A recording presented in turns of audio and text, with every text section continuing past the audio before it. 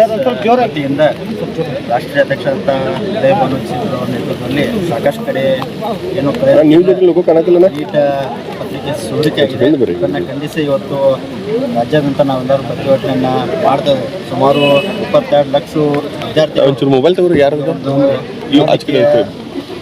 ಪರೀಕ್ಷೆಯನ್ನು ಒಂದು ಅರ್ಹತೆ ಪರೀಕ್ಷೆಯನ್ನು ಅವರು ಭಾಗವಹಿಸಿದರು ಮತ್ತು ಕರ್ನಾಟಕದಿಂದ ಕೂಡ ಸುಮಾರು 1.5 ಲಕ್ಷ ವಿದ್ಯಾರ್ಥಿಗಳು ಅದರಲ್ಲಿ ಭಾಗವಹಿಸಿದರು. ಅಲ್ಲಿ ಪ್ರತಿ ಬಾರಿಗೆ ಇವತ್ತು ನೀಟ್ ಪರೀಕ್ಷೆ ಬರಲಿಕ್ಕೆ ಹೋದಾಗ ಪ್ರತಿ ಬಾರಿಗೆ ಯಾವ ಲೋಗೋ ಮ್ಯಾಗ ಹಿಡಿದಾರೆ ನೋಡ್ರಿ, ಅಲ್ಲಿ ಹಿಂದಿನೂ ಕಾಣ್ಬೇಕು ಬೇಡ್ರಿ. ನೀಟ್ ಪರೀಕ್ಷೆ ಪ್ರಾರಂಭ ಆಗಿದ್ದು 10 ವರ್ಷಗಳಲ್ಲಿ ಸುಮಾರು 5 ಬಾರಿ ಈ ನೀಟ್ ಪರೀಕ್ಷೆ ಸೋರಿಕೆ ಆಗಿದೆ. ಅದಕ್ಕೆ ಈ ಥರ ಹಿನ್ನೆಲೆಯಾಗಿರ್ಬೋದು, ಇತರೆ ವಿಭಿನ್ನವಾಗಿ ಯಾರಿದ್ದಾರೆ ಅವ್ರಿಗೆ ಕಠಿಣವಾದಂಥ ಕ್ರಮವನ್ನು ತಗೊಳ್ಬೇಕು.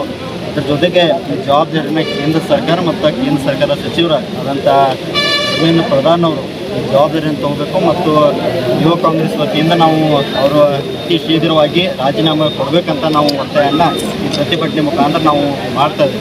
ಯಾಕಂದರೆ ಇವತ್ತು ಲಕ್ಷಾಂತರ ವಿದ್ಯಾರ್ಥಿಗಳು ಯಾರು ನಾನು ಒಂದು ಡಾಕ್ಟರ್ ಆಗಬೇಕಂತ ಒಂದು ಕನಸನ್ನು ಇಟ್ಕೊಂಡಿರ್ತಾರೆ, ಅವರಿಗೆ ಈ ಒಂದು ದೊಡ್ಡ ಅನ್ಯಾಯ ಆಗಿದೆ ಅಂತ ಈ ಸಂದರ್ಭದಲ್ಲಿ ಹೇಳ್ಬೋದು.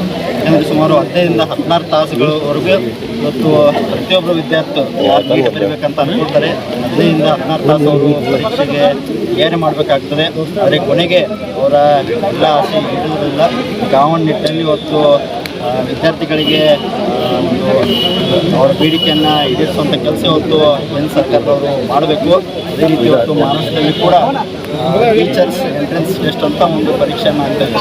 ಅದು ಕೂಡ ಇವತ್ತು ಸೋರಿಕೆ ಅಂತ ಹಿನ್ನೆಲೆ ಅದನ್ನು ಕೂಡ ಪೋಸ್ಟ್ಪೋನ್ ಮಾಡಿದೆ. ಬಿಜೆಪಿ ಸರ್ಕಾರ ಆಡಳಿತದಲ್ಲಿದೆ, ಎಲ್ಲ ಕಡೆ ಇಂಥ ಒಂದು ಸಮಸ್ಯೆಗಳ ಆಗ್ತಾ ಇದೆ. ಅದಕ್ಕೆ ಜವಾಬ್ದಾರಿಯನ್ನು ಇವತ್ತು ಬಿಜೆಪಿ ಸರ್ಕಾರ ಅವರು ತಗೋಬೇಕು.